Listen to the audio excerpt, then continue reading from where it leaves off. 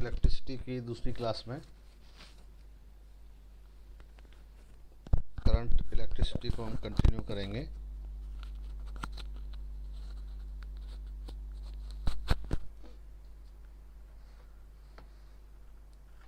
ठीक है,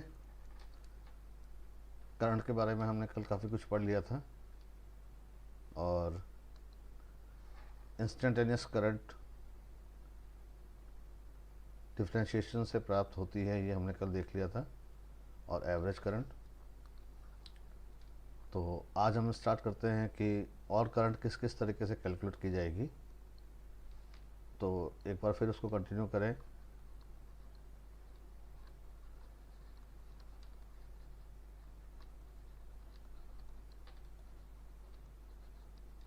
average current by area और नंबर 2 इंटीग्रेशन।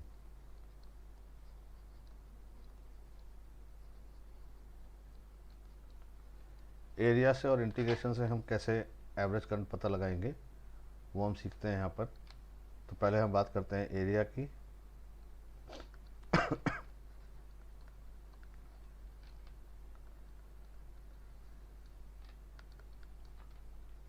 करंट होता है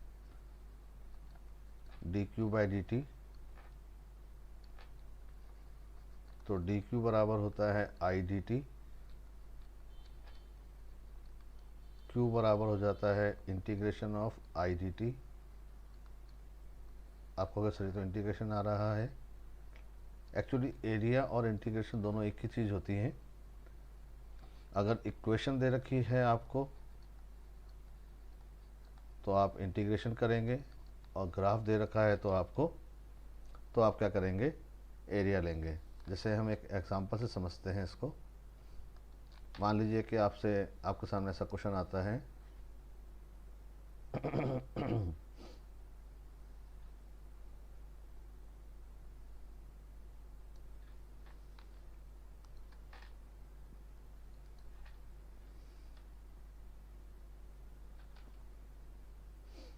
ये आपको करंट और टाइम का ग्राफ दे रखा होगा, और ये ग्राफ किसी भी टाइप का हो सकता है। मान लीजिए ग्राफ इस टाइप का है ये।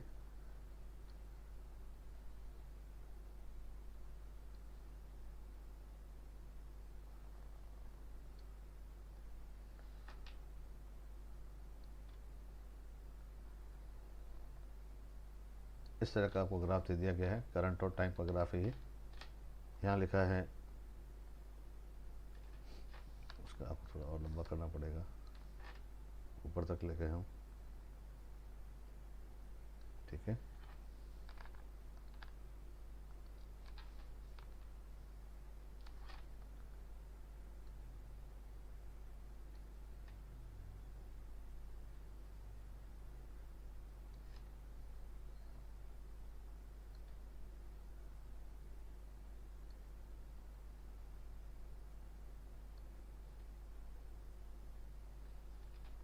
तो ये करंट और टाइम का ग्राफ है। यहाँ पे लिखा है करंट आई, इधर लिखा है 10 एम्पियर, इधर लिखा है 5 एम्पियर। यहाँ पे लिखा है 1 सेकेंड, यहाँ लिखा है 2 सेकेंड, यहाँ लिखा है 3 सेकेंड, यहाँ लिखा है 4 सेकेंड, यहाँ लिखा है 5 सेकेंड, यहाँ लिखा है 6 सेकेंड। और आपसे ये पूछा गया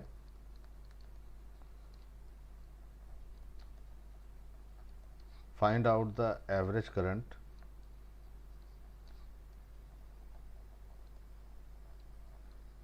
number 1 in 3 seconds, number 2 in 6 seconds।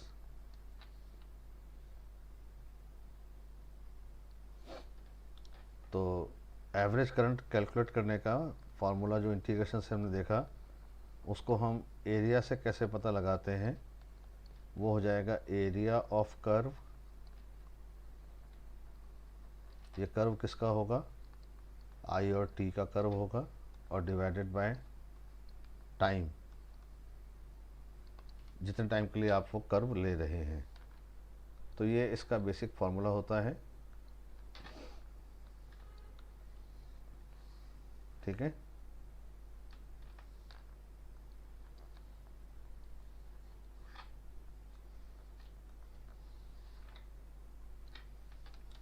तो हम पता लगाते हैं अब।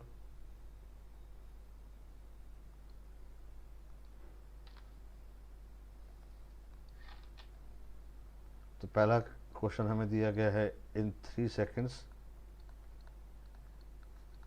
तो आप क्या करेंगे, 3 सेकंड तक का एरिया ले लेंगे, कर्व का एरिया इस ग्राफ से ले लेंगे आप।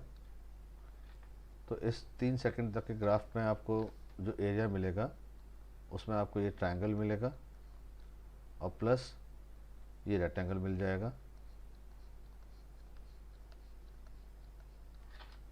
तो ये हो जाएगा ट्रायंगल प्लस रेक्टेंगल। ट्रायंगल हो जाएगा हाफ बेस इंटू हाइट।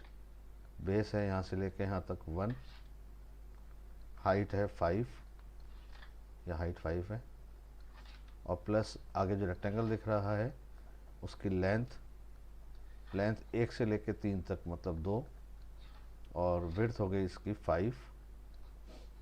तो ये आपने एरिया पता लगा लिया इसका, 2.5 प्लस 10, ये आ गया 12.5। तो आपको एवरेज करंट मिल जाएगी, देंगे तो ये अप्रॉक्सीमेटली 3 4 जा 12 और 0.5 लगभग 6 मान लें इसको।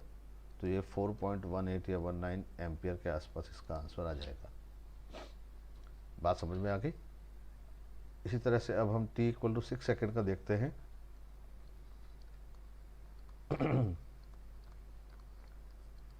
तो आप ध्यान में रखिएगा, पॉजिटिव एरिया अलग लिया जाएगा, नेगेटिव एरिया अलग लिया जाएगा, और टोटल एरिया में पॉजिटिव एरिया भी आएगा जो प्लस में लेंगे, और नेगेटिव एरिया वाला आप माइनस में लेंगे। तो ये दूसरी इंपॉर्टेंट बात समझ में आ गई आपको, ठीक है। तो इसको यूज़ करते हैं हम। एक बार फिर ग्राफ के ऊपर चलते हैं यहाँ पर। तो यहाँ से यहाँ तक का एरिया तो हम कैलकुलेट कर चुके थे। अब ये 6 सेकेंड है, तो इसमें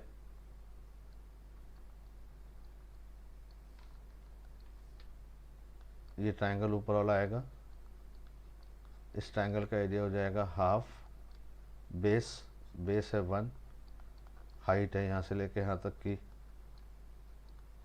5, क्योंकि 10 में से 5 गया 5, तो ये 2.5 आ गया। प्लस ये आपको इस रेक्टेंगल मिल गया है जिसकी लेंथ है 1, हाइट है 5, तो ये 5 हो गया। और ये ट्रायंगल मिला आपको हाफ बेस, इसका हो जाएगा 4 से लेके 6 तक 2, और हाइट यहाँ पे नहीं दे रखी है आपको तो मैं दे देता हूँ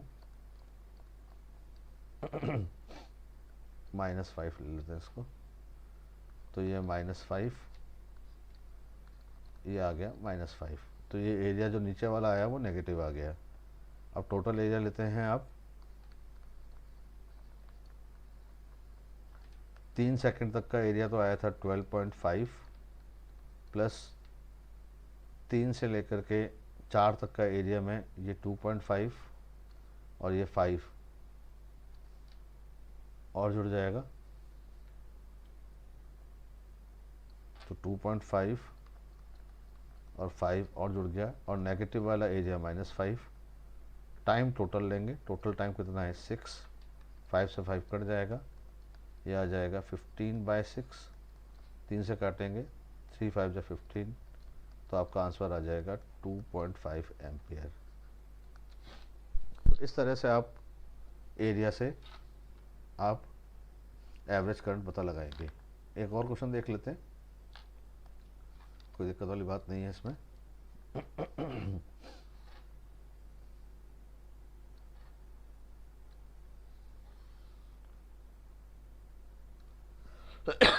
सॉरी।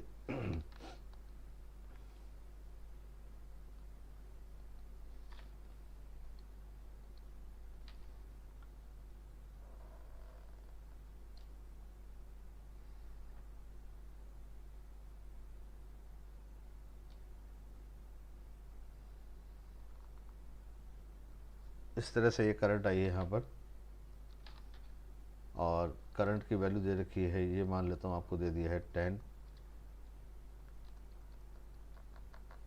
यह है 1, यह है 2, यह है 3, यह है 4, यह है -10।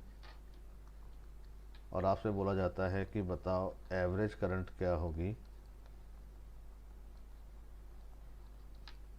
इन नंबर 1 2 सेकेंड्स और नंबर 2 3 सेकेंड्स। एक और ले लेता हूँ 4 सेकेंड्स। तो पहला सॉल्व करते हैं हम 2 सेकेंड के लिए। तो 2 सेकेंड यहाँ से लेके यहाँ तक आएगा तो ये एरिया ऑफ ट्रायंगल आ जाएगा। तो एवरेज करंट जो आएगी, एरिया हाफ बेस, यहाँ से लेके यहाँ तक का बेस 2 हो गया, हाइट हो गई इसकी 10 और डिवाइडेड बाय टाइम, टाइम लिया है आपने 2, तो ये हो जाएगा आपका 5 एम्पियर। सेकंड है आपका 3 सेकंड्स के लिए। तो 3 सेकंड में आपको ये वाला एरिया और लेना पड़ेगा। ये वाला एरिया जो आएगा ये हो जाएगा हाफ बेस, बेस हो जाएगा इसका 1, हाइट हो जाएगी -10,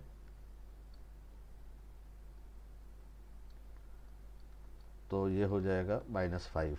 तो एवरेज करंट आ जाएगी, ऊपर वाला पॉजिटिव एरिया कितना आया था 10 आया था, नेगेटिव एरिया -5 आ गया, टाइम कितना है 3, तो ये हो जाएगा 5/3 एम्पियर। और ऐसे ही अब हम लेते हैं 4 सेकंड के लिए। तो हमें ये वाला एरिया इसमें और जोड़ना पड़ेगा अब। तो ये वाला एरिया कैसा आएगा, हाफ बेस 1 है यहाँ से लेके यहाँ तक और हाइट -10 है, तो ये हो गया -5। एवरेज करंट पॉजिटिव एरिया ये वाला एरिया आया था जो 2 सेकंड तक के लिए आया था, ये एरिया था 10, नेगेटिव एरिया -5 और -5 -10, टाइम है 4, लेकिन एरिया बराबर है इसलिए 0। तो यहाँ पर एवरेज करंट हो जाएगी 0। तो इस तरह से आप एरिया में टाइम का डिवाइड करके एवरेज करंट पता लगाएंगे, राइट।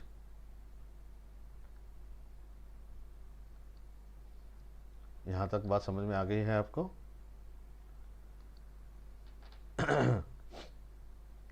नंबर 2 जो होता है वो इंटीग्रेशन से होता है।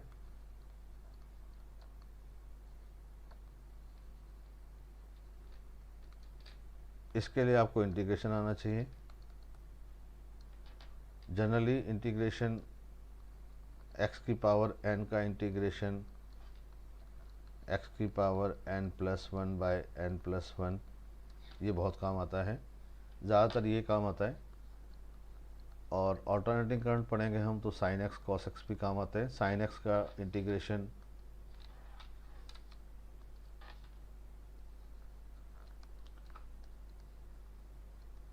-cos x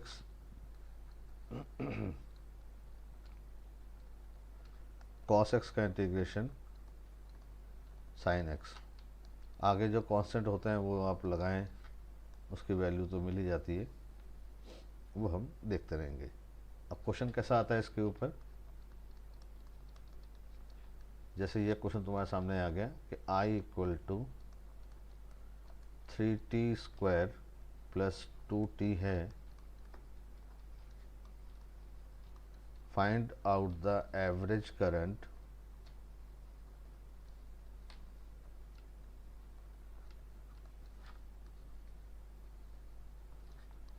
from t = 0 to t = 5 seconds.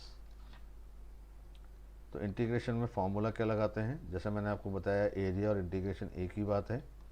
तो एवरेज करंट जो होता है, ऊपर में जो एरिया आया था यहाँ पे देखिए आप, तो हमने जो फॉर्मूला लगाया था वो था एरिया बाय टाइम, ये एरिया बाय टाइम। अब एरिया की जगह हम यहाँ पर क्या लेंगे, इंटीग्रेशन।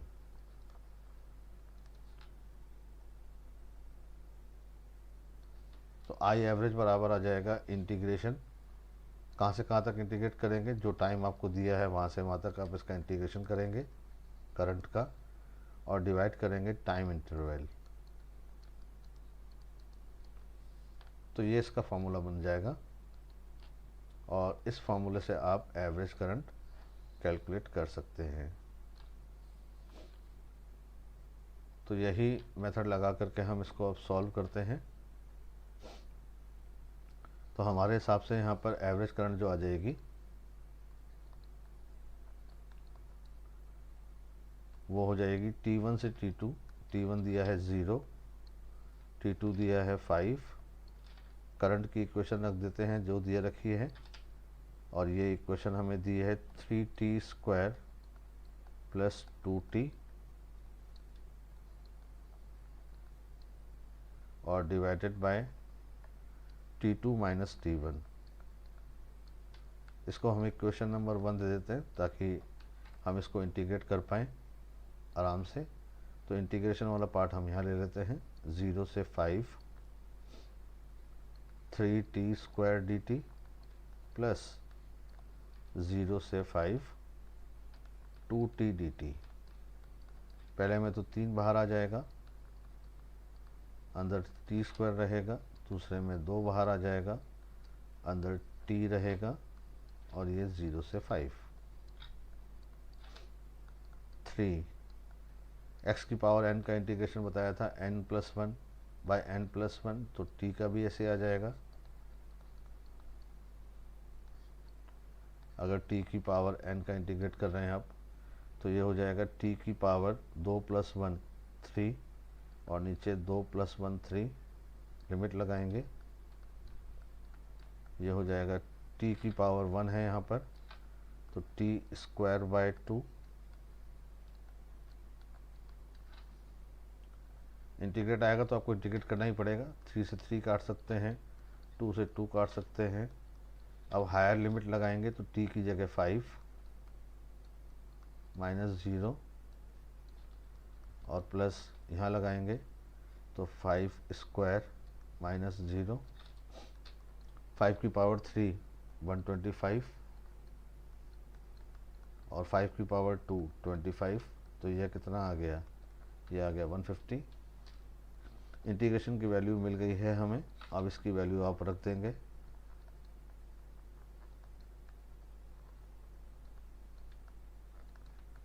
इक्वेशन नंबर 1 में इसकी वैल्यू रख देंगे आप, तो एवरेज करंट आ जाएगी। इंटीग्रेशन की वैल्यू 150 रखती है और टाइम था 5 माइनस 0 5, तो आपका आंसर आ जाएगा 30 एम्पियर। मतलब इंटीग्रेशन अगर आपको आता है, और इंटीग्रेशन तो आपको आना ही चाहिए, कई बार हम डिस्कस भी कर चुके हैं, तो ये इस क्वेश्चन में कोई प्रॉब्लम नहीं आएगी। आप चाहें तो उसको दोबारा देख सकते हैं। बस इंटीग्रेशन में हमने टाइम पीरियड का डिवाइड किया है, जिस टाइम इंटरवल के लिए आप इंटीग्रेट कर रहे हैं उसी आपको टाइम इंटरवल का डिवाइड करना है।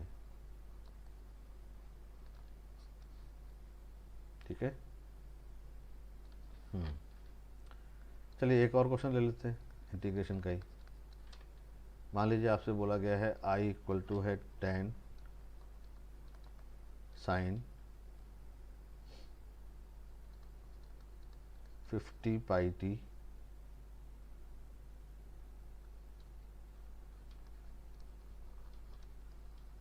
find out the average current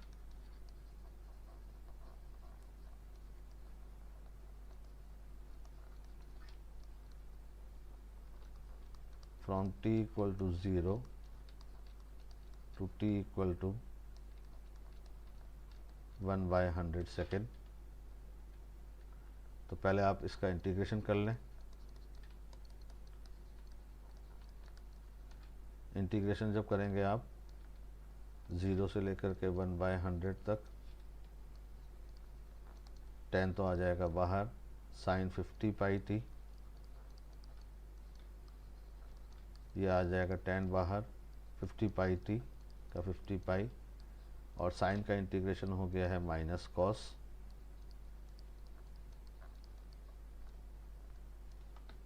limit लगा दी है हमने 0 से लेकर 1/100 तक, ये काटेंगे तो ये आ जाएगा 1/5 पाई, माइनस को मैंने बाहर ले लिया, कॉस 50 पाई, टी की जगह रखा 1/100 माइनस कॉस, और टी की जगह रखा 0 तो सब 0 हो गया। ये आ जाएगा -1/5 पाई, कैंसिल करोगे तो ये बन जाएगा cos π/2 माइनस cos 0। cos π/2 का मतलब cos 90, cos 90 की वैल्यू कितनी होती है 0, और cos 0 की वैल्यू 1, तो ये -1/5 पाई, 0 माइनस 1, माइनस माइनस से प्लस बन गया, तो ये आ गया 1/5 पाई। इंटीग्रेशन आप करें, एक बार फिर बता देता हूँ मैं आपको। साइन एक्स का इंटीग्रेशन मैंने आपको बताया था माइनस कॉस एक्स, और अगर साइन के साथ में एक्स की जगह ए एक्स आ जाए तो कॉस तो आएगा ही आएगा, लेकिन जो ए यहाँ मल्टीप्लाई हो रहा है उसका यहाँ पर डिवाइड हो जाएगा। जैसे यहाँ पर ए की जगह 50 पाई लिखा था तो 50 पाई का हमने डिवाइड कर दिया। अब एवरेज करंट आ जाएगी, और एवरेज करंट क्या सिखाया था, इंटीग्रेशन बाय टाइम। इंटीग्रेशन की वैल्यू आ गई 1/5 पाई, और टाइम आ गया t2 माइनस t1 यानी कि 1/100 माइनस 0, 1/5 पाई, ये 100 ऊपर आ जाएगा, तो आपका आंसर आ जाएगा 20/पाई। तो इस तरह से आप एवरेज करंट पता लगाएंगे इंटीग्रेशन से। इसकी भी मैं आपको आज एक डीपीपी दूंगा और आप करंट पता लगाना सीखें, ठीक है। तो इस तरह से हम करंट पता लगाते हैं। और करंट का जो क्वेश्चन आता है वो होता है current due to rotating charge.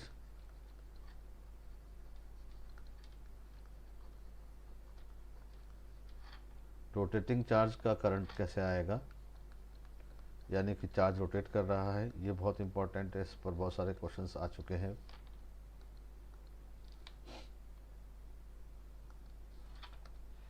तो इसके अंदर आपको एक चार्ज होगा जो रोटेट करता हुआ मिलेगा।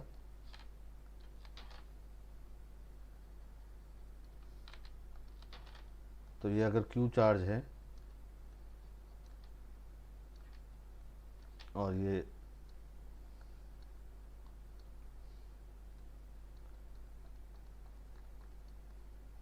R रेडियस के पाथ पर V स्पीड से मूव कर रहा है, तो रेडियस, इसके पाथ की रेडियस हो जाएगी R, चार्ज है यहाँ पर Q, और इसकी स्पीड है यहाँ पर V। तो सबसे पहला फॉर्मूला होता है इसका चार्ज बाय टाइम, तो Q/T, और T होता है यहाँ पर टाइम पीरियड। टाइम पीरियड का मतलब time to complete one rotation. एक रोटेशन पूरा करने में जो टाइम होगा वो आप यहाँ पर लगाएंगे।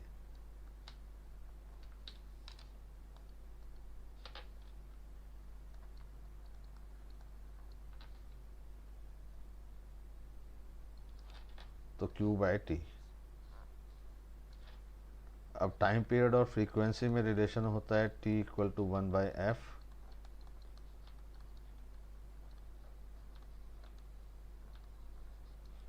फ्रीक्वेंसी आपको मिलेगी हर्ट्स में या फिर साइकिल्स पर सेकंड में। तो करंट का दूसरा फॉर्मूला हो जाएगा Q/F। इसमें बस खास बात यह है कि फॉर्मूला बेसिक क्वेश्चन आएगा। ओमेगा बराबर होता है 2πf, ओमेगा को बोलते हैं एंगुलर फ्रीक्वेंसी,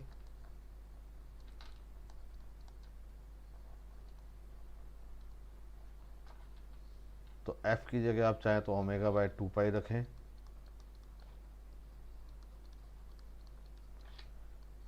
तब ये करंट हो जाएगी क्यू ओमेगा बाय 2 पाई। ठीक है। अब रही बात किसकी, वेलोसिटी की, तो आप जानते हैं v बराबर ओमेगा आर होता है, तो ओमेगा की जगह आप चाहें तो v बाय आर रख दें, v बाय आर, तो ये हो जाएगा Q V by 2 pi R. यानी कि रोटेटिंग चार्ज जो होता है उसमें सब मिलाकर 4 फार्मूले आ गए। करंट आई बराबर 4 फार्मूले आपको मिलेंगे यहाँ पर रोटेटिंग चार्ज के केस में।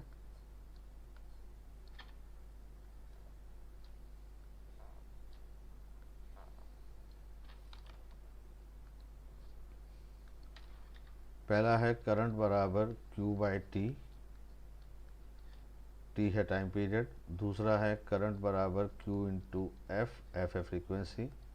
तीसरा है क्यू ओमेगा बाय 2 पाई, और चौथा है Q V by 2 pi are.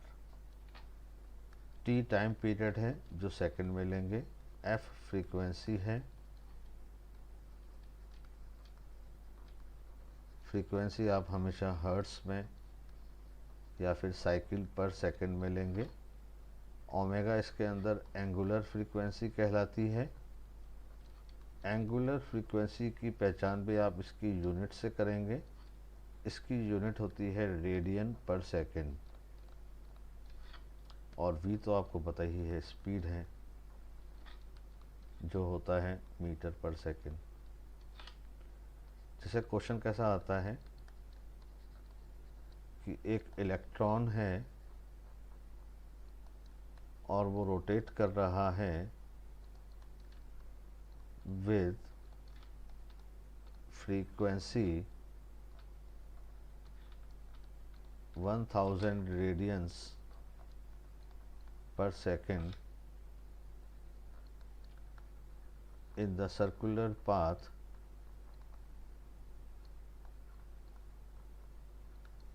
of radius 1 angstrom. Find out the current.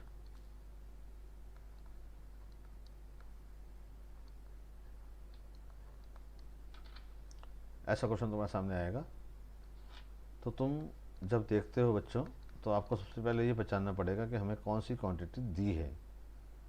तो अब लिखा तो है फ्रीक्वेंसी,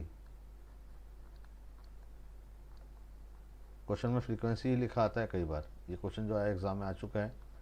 तो 1000 आके लिखा है रेडियन पर सेकेंड, लेकिन पहचान इसकी यूनिट से हो रही है, हमें एफ नहीं दिया है, हमें ओमेगा दिया है। तो आप ओमेगा वाला फॉर्मूला लगा दीजिए। तो आई बराबर यहाँ पर आ जाएगा Q omega by 2 pi. Q की जगह तो इलेक्ट्रॉन है, ओमेगा की जगह 1000 है, और 2 पाई। 2 पाई की वैल्यू अप्रॉक्सीमेटली 6.28 आ जाएगी, 3.14 होता है ये। तो 1.6 बाय 6.28 का मतलब 3, ठीक है। और 10 की पावर हो गई है -16। 1.62 और नीचे है 6.3, ठीक है ना। तो अप्रॉक्सीमेटली इसकी वैल्यू जो आएगी वो 1/4 के आसपास आएगी। तो 0.25 के आसपास इसकी वैल्यू आ जाएगी, 10 की पावर -16 एम्पियर। इसका आपका आंसर हो जाएगा। तो इस तरह से ये क्वेश्चन सॉल्व किए जाते हैं। और जब आप इन क्वेश्चंस को करते हैं तो इन बातों का जरूर ध्यान रखें तो कि आपको कौन सी क्वांटिटी दे रखी है, और क्वांटिटी की पहचान आप हमेशा उसकी यूनिट से करेंगे।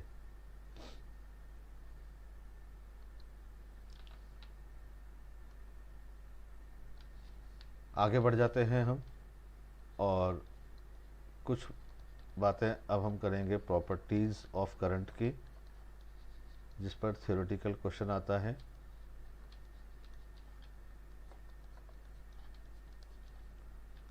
Number 1, current is scalar quantity,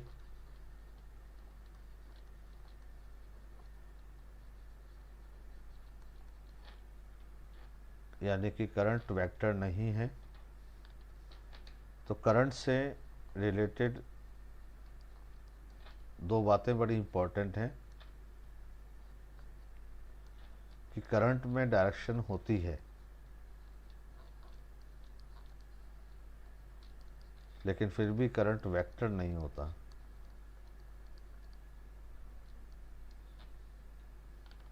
ये इस करंट की प्रॉपर्टी है कि डायरेक्शन होते हुए भी ये वेक्टर नहीं होता।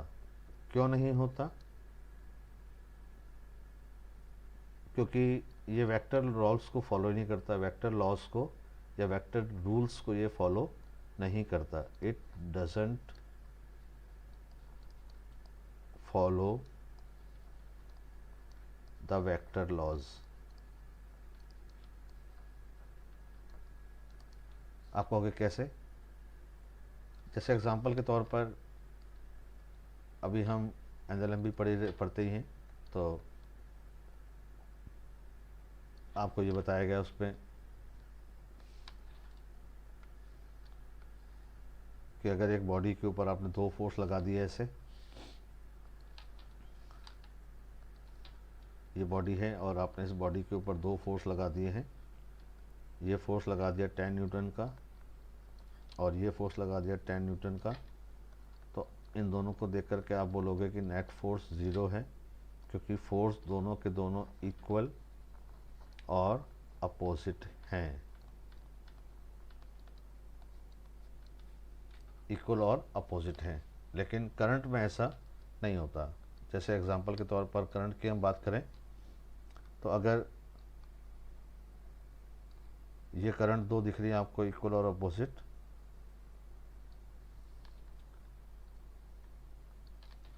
मान लो ये करंट यहाँ पर है 10 एम्पियर और ये करंट भी है यहाँ पर 10 एम्पियर। तो इसका मतलब अगर ये वेक्टर होती तो अपोजिट होने की वजह से 0 हो जानी चाहिए थी, लेकिन ये 0 नहीं होगी, बल्कि ये दोनों करंट आई हैं, तो मिल करके ये करंट यहाँ पर 20 एम्पियर हो जाएगी। हम बोलेंगे कि 10 यहाँ से आई थी और 10 यहाँ से आई थी और दोनों मिल करके कितनी हो गई? 20 हो गई। अगर ये वेक्टर होती तो इक्वल और अपोजिट के हिसाब से इनको 0 हो जाना चाहिए था, लेकिन ये 0 नहीं हुई। इसका मतलब ये वेक्टर रूल्स को फॉलो नहीं करती, लेकिन डायरेक्शन तो इनमें है। बिना डायरेक्शन के करंट को तो आप दिखा ही नहीं सकते। करंट में हमेशा डायरेक्शन होती है। Current can not be shown, नहीं दिखाई जा सकती है, विदाउट एरो और डायरेक्शन। करंट को आप एरो और डायरेक्शन के बिना दिखा ही नहीं सकते। अगर आपसे कोई बोलता है कि ये करंट है और दूसरा बोलता है कि ये करंट है, तो इन दोनों में करंट कौन सी है? आपने बोला कि सर ये करंट 10 एम्पियर है और यहाँ पर ये करंट 10 एम्पियर है, तो ये सही है और ये गलत है, क्योंकि आपने इसके अंदर डायरेक्शन नहीं दिखाई।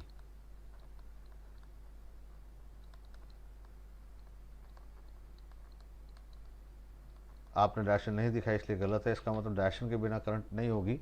करंट में डायरेक्शन है, लेकिन फिर भी करंट एक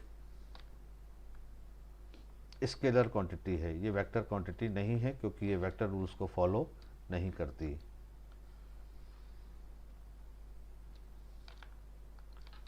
तो ये बहुत ही इंपॉर्टेंट बात है। तो करंट स्केलर क्वांटिटी है।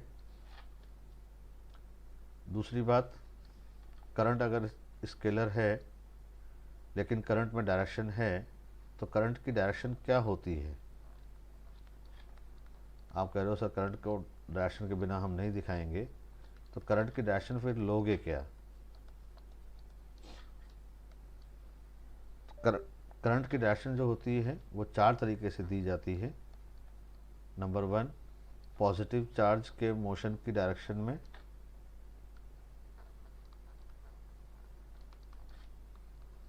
जहाँ पॉजिटिव चार्ज जाएगा करंट उसी डायरेक्शन में होगी। नंबर 2, नेगेटिव चार्ज के मोशन के अपोजिट डायरेक्शन में। नेगेटिव चार्ज जहाँ जा रहा होगा उसके अपोजिट डायरेक्शन में करंट का एरो बनेगा। अगर चार्ज नहीं दिया और इलेक्ट्रिक फील्ड दिया है तो जो डायरेक्शन इलेक्ट्रिक फील्ड की होगी वही करंट की भी होगी।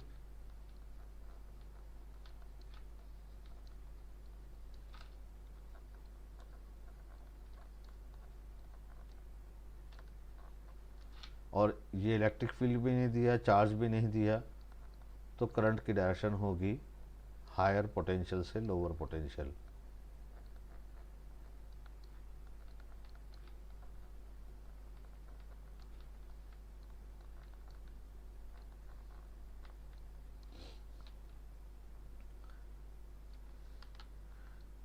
जैसे एग्जांपल के तौर पर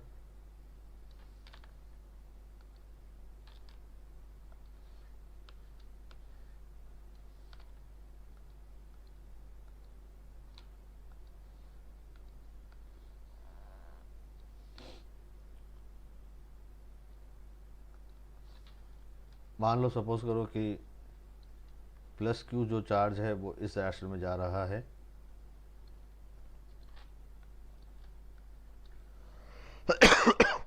ये जो एरो बनाया है मैंने, ये प्लस क्यू चार्ज के मोशन की डायरेक्शन बनाई है, तो इसमें करंट भी इसी डायरेक्शन में हो जाएगी।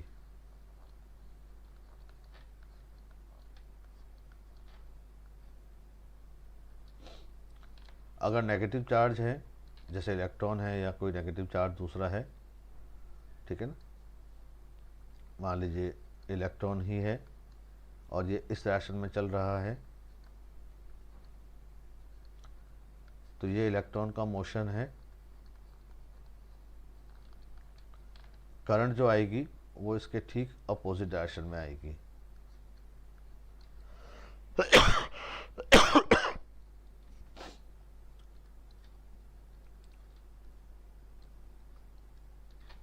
तो अंदर जो एरो बना है वो करंट का है। इसी तरह से अगर आपसे बोला गया कि इलेक्ट्रिक फील्ड की डायरेक्शन ये दे दी है, एक वायर में इलेक्ट्रिक फील्ड इस तरह से अंदर डेवलप हुआ है, तो फिर करंट की डायरेक्शन भी यही हो जाएगी। और इस चैप्टर पे जो बेसिकली सवाल जो आते हैं वो आपको पता है कि रेजिस्टेंस पे आते हैं। रेजिस्टेंस पे यहाँ पे लिखा है 10 वोल्ट, यहाँ लिखा है 2 वोल्ट। मान लीजिए एक रेजिस्टेंस ऐसा आ गया,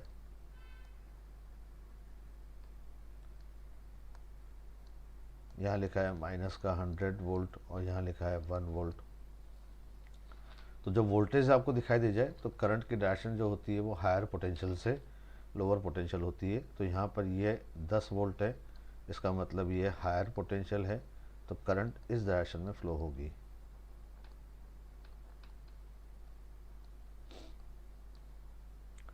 और ध्यान में रखिएगा कि पॉजिटिव पोटेंशियल हमेशा नेगेटिव से बड़ा ही होगा, चाहे वो वैल्यू में कितना भी हो।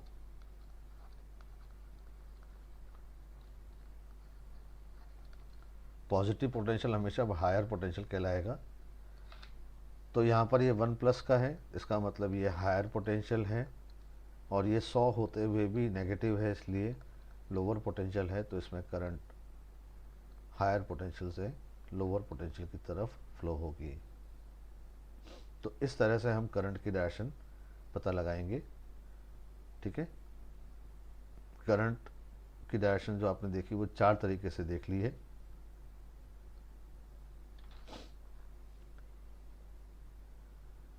तो करंट स्केलर क्वांटिटी है और करंट की डायरेक्शन आपने देख ली है।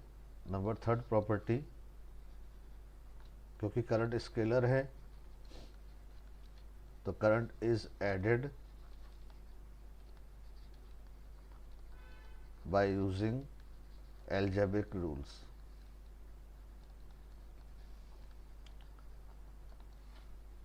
यानी कि करंट अगर आपको ऐड करनी है तो I1 plus I2 plus I3 आप इसको ऐड करेंगे। जैसे संख्याओं को ऐड करते हैं, एल्जेब्रिक का मतलब होता है स्केलर क्वांटिटीज़ को आप जैसे ऐड करते हैं, इसमें आपको वेक्टर रूल नहीं लगाने हैं,